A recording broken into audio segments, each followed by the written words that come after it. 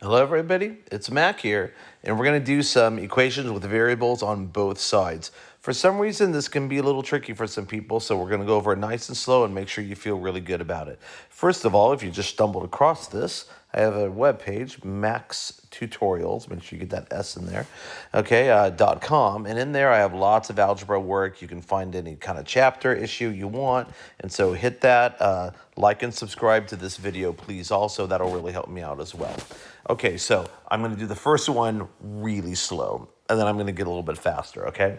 So as I look at this problem, you can see right now I have a letter term, I have a number term, I have a letter term, and I have a number term. Now remember, if you watched the previous videos before this one, we learned that we need to get letters on one side, numbers on the other. That's the goal of what we're trying to do. Well, so which one do we move?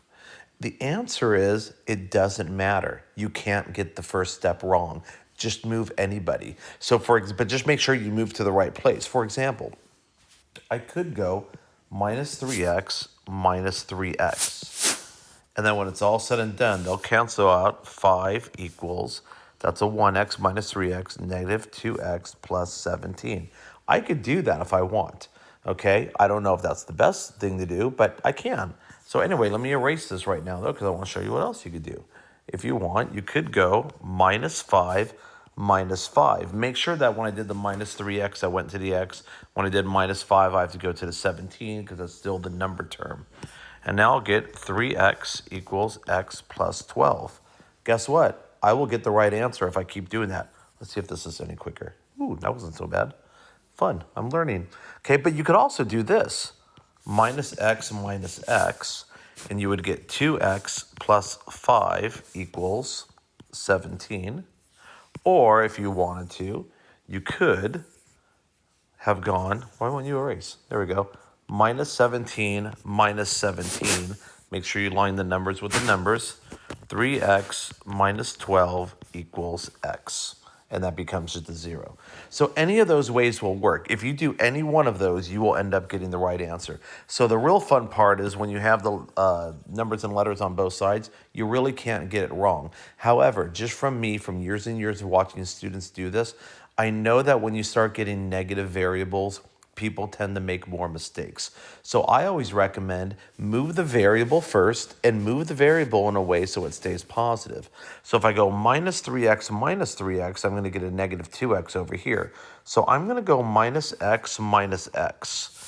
Even though that's not the only choice, that's the choice I'm going to use. And now 3x minus x, remember that's like a 1x, right? 2x plus 5 equals, they go away, 17. And now I have a pretty simple two-step equation, which we did in some videos earlier. Letters on one side, numbers on the other. Now you don't have a choice. Now to get letters on one side and numbers on the other, you have to move to 5, right? We're out of choices now. Now we just got to solve like we know how to solve. Here we go, x equals 6, bing, bing, bing, boom. Okay, cool. Let's go to this one. I'm going to go minus 2y minus 2y. Did I have to? No, but I did. They're going to die. And I'm going to get 2y minus 6 equals 10. Now I want letters on one side, numbers on the other, so I'm going to add 6 to both sides. And I get 2y equals 16, and then I'm just going to solve like we've done earlier. If I'm going a little too fast for you on these steps, I'm going fast because I have other videos on this. So again, go to Max Tutorials, watch the other videos, and I think it'll really help you with the negative numbers, with the moving the furniture, I call it sometimes, moving the equations, and watch those other videos, it'll help. Now let's look at this one. If I go minus m, the m is going to stay negative, which is fine. There's nothing wrong with that. But again, I think people make less mistakes when we keep that positive, just from my experience. Now I'm going to get 9 equals 3m. Remember, that's a 1m minus 6. But the letter's on the right side. That's okay. No big deal.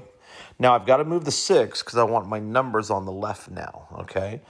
Because I already have a number on the left, so I got to move the other number over. And now I'm going to get 15 equals 3m divided side by 3, boom, and I get 5 equals m, which is fine. If you want to write m equals 5 because it makes you feel better, no problem. Here we go, number 4, but you don't have to. I'm going to go minus 2a because that's the choice that keeps them positive. And I'm going to get 3a minus 3 equals 15. Now I just have a normal two-step equation. Letters on one side, numbers on the other. So I want to move the 3 over here, which leaves a 3a equals 18. Divide each side by 3. Multiply by the reciprocal, the coefficient of the variable, or divide by 3. They mean the same thing, and that one's easier. Okay, number 5. Let's keep going here. On this one, I want to move the 5p because that'll keep my variable positive. Boom. I'm going to get 3p plus 2 equals 20. Now, letters on one side, numbers on the other, so the 2 is the one on the wrong side right now. So I'm going to move him by going 3p equals 18. Now I just divide each side by 3, and I get p equals 6. Boom, boom, boom, boom. Okay? Number 6 now. Who do I want to move? Well, I could go minus 2n. There's nothing wrong with that. But I'm going to go plus 4n because I just feel like it's going to make less mistakes later on. Okay? So now, who's on the wrong side? The 17 is on the wrong side.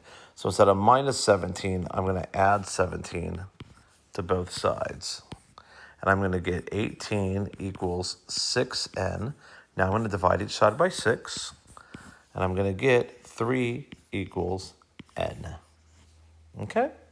Number 7. Let's go ahead again. Let's move the 2b over. I could go minus 5b. That's fine. But I think we're going to do a little bit better this way. Okay, now let's go ahead and get numbers on one side, letters on the other. So I'm going to have to move this 8 over here.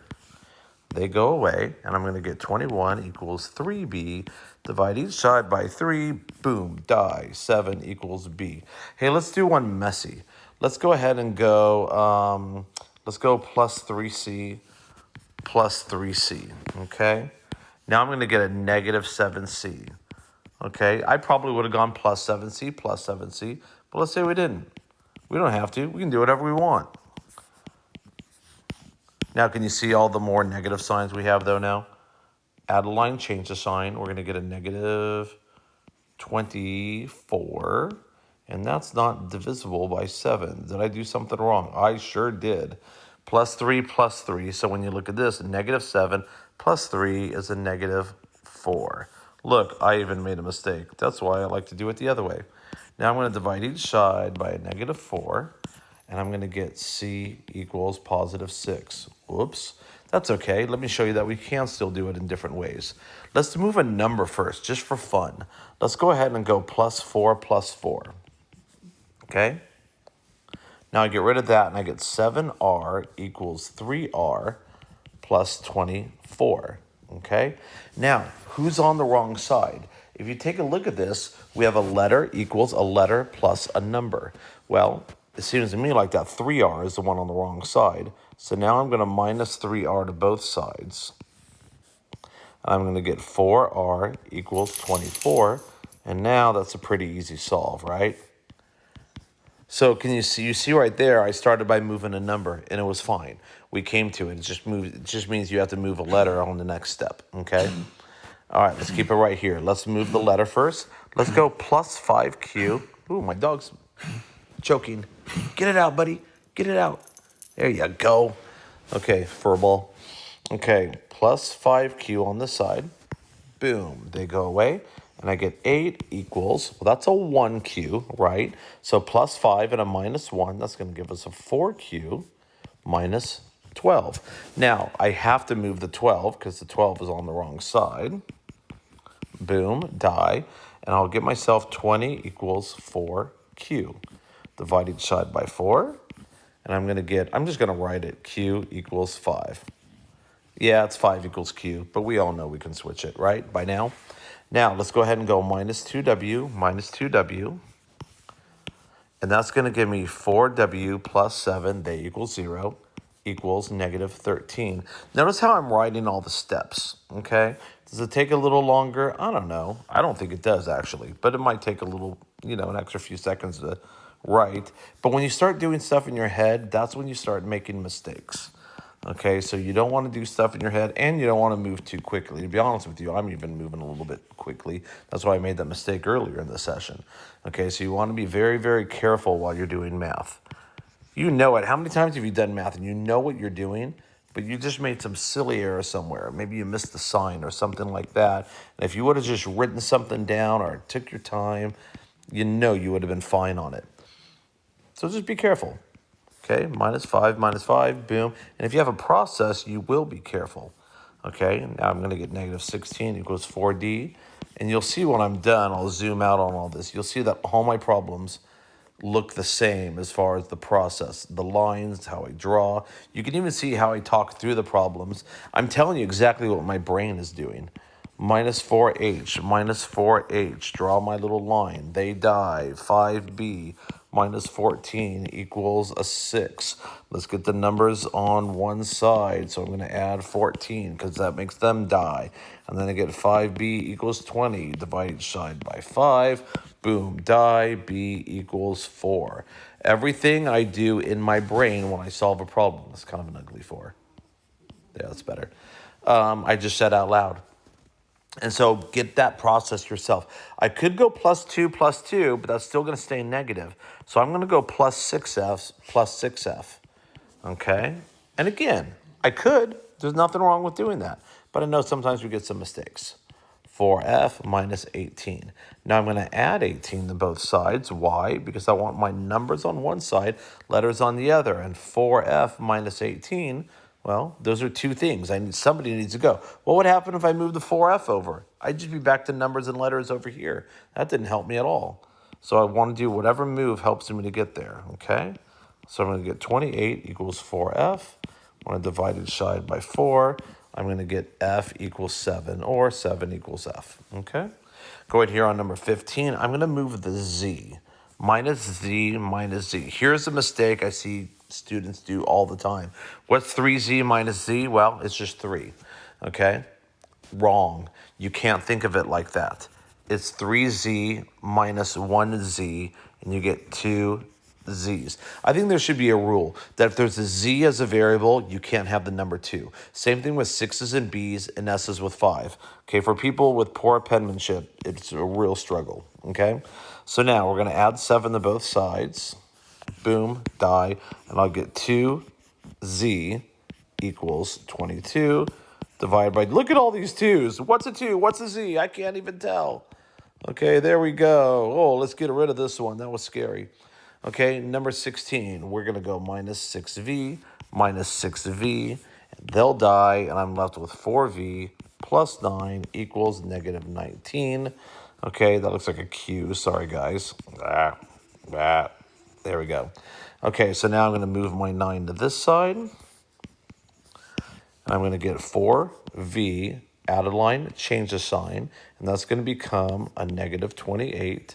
And when I divide each side by 4, I'm going to get v equals negative 7, okay? So I hope you guys have a process. As I zoom out of this, take a look at the lines. Take a look at the boxes. I'm not saying it's pretty, but you can see that there's a form that follows in every single one of these.